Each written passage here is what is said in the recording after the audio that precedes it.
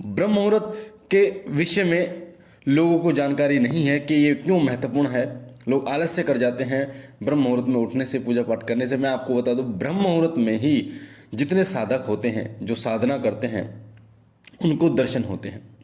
हमारे यहाँ बाबा मोहन राम के एक भगत थे, अभी भी हैं, और उन्होंने जब झूला की तपस्या की तो उनको ब्रह्म मुहूर्त लगभग 4:07 पर बाबा मोहन राम के दर्शन हुए थे, जो कि नीले घोड़े पे बहुत ही विकट रूप उनका था। बहुत बड़े रूप में बाबा मोहन राम ने उनको दर्शन दिए थे और उनकी उम्र लगभग अभी 23 साल है।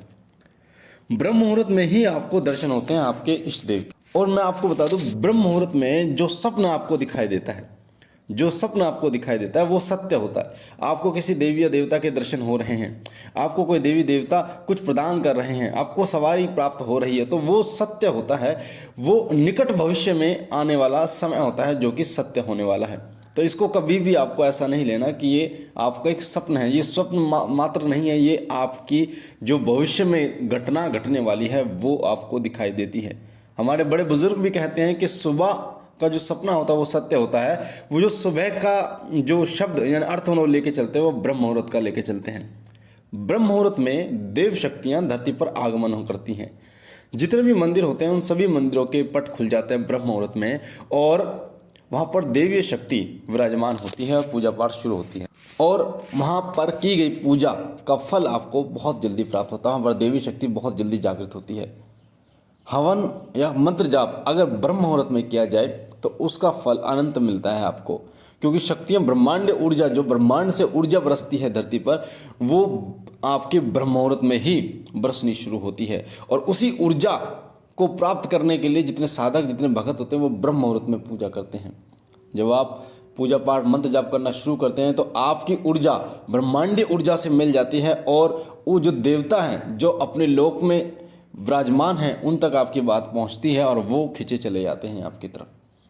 यही होता है जब किसी साधना को एक दिशा में, पूर्व दिशा में, पश्चिम दिशा में, उत्तर दिशा में मुख करके करना होता है। कि जब आप किसी साधना को किसी दिशा में मुख करके करते हैं तो जहाँ उनका लोक होता है उस दिशा में मुख करके करते हैं, तो आपकी प्रार्थना बहुत जल्दी आपके इष्ट देव तक पहुँचती है। ब्रह्म मुहूर्त में बहुत ही कम लोग पूजा पाठ कर पाते हैं। इसका कारण ये होता है कि आलस्य लोगों को ज़्यादा आता है, मन लोगों का नहीं करता, मन पर नियंत्रण नहीं रहता। मन के विषय में मैंने 2-3 वीडियो बनाई हैं जो बहुत महत्वपूर्ण है।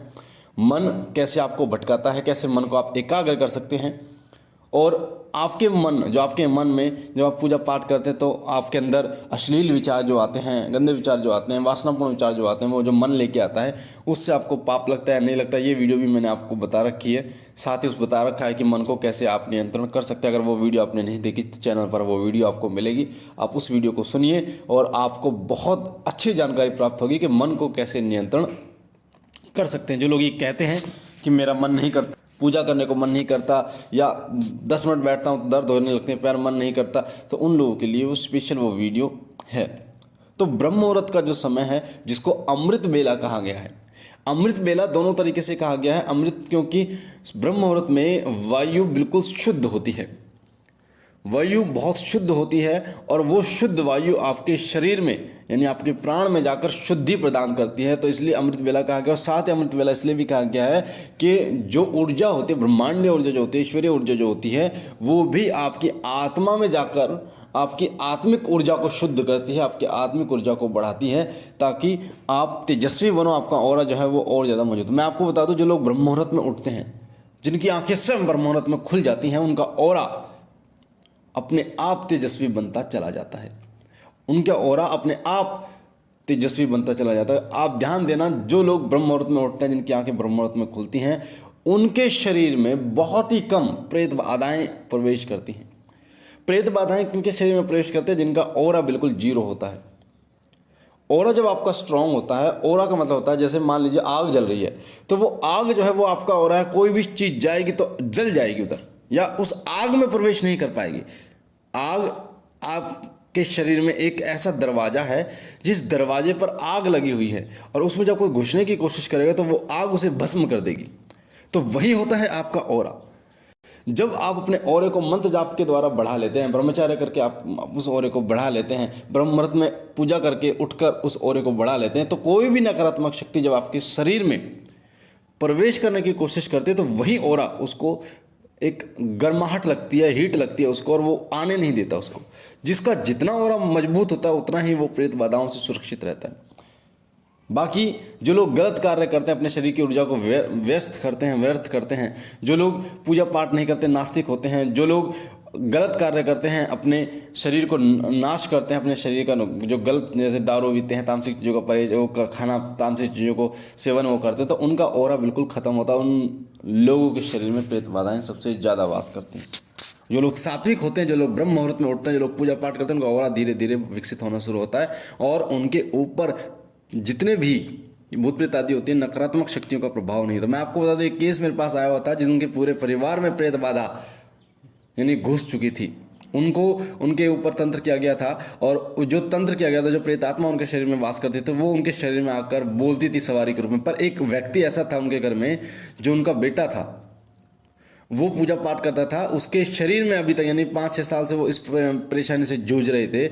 सभी के शरीर में वो प्रवेश करके परेशानियां उसने उत्पन्न करनी शुरू कर दी थी। किसी के शरीर में दर्द, पेट में दर्द, घुटनों में दर्द, किसी की बुद्धि को पकड़ लें, पर उस व्यक्ति जो लड़का था उसके शरीर में वो प्रवेश नहीं कर पाई। तो जब मैंने ध्यान के माध्यम से देखा, पूछा ली, तो पता चला कि उसके शरीर में जो शिव शक्ति का वास है, उसके शरीर में देव शक्ति का वास, उसका जो ऑरा है वो धीरे धीरे मजबूत बनता जा रहा है, और उस ऑरे के कारण वो प्रेत आत्मा उसको टच भी नहीं कर पाई। तो ये होता है ऑरे को स्ट्रांग बनाना, मजबूत बनाना, जिस कारण से नकारात्मक शक्तियों का प्रभाव आपके ऊपर नहीं होता। नहीं तो कई नकारात्मक शक्तियां आपकी बुद्धि को हर लेती हैं, आपकी बुद्धि पर बैठ जाते हैं, आपकी बुद्धि बांध देती हैं और अपने अनुसार कार्य कराती हैं, कई लोगों को बर्बाद कर देती हैं। वो दारू पीना शुरू कर देते हैं, कमाना काम धंधा छोड़ देते हैं, क्योंकि किसके कारण? नकारात्मक शक्तियों के कारण होता है।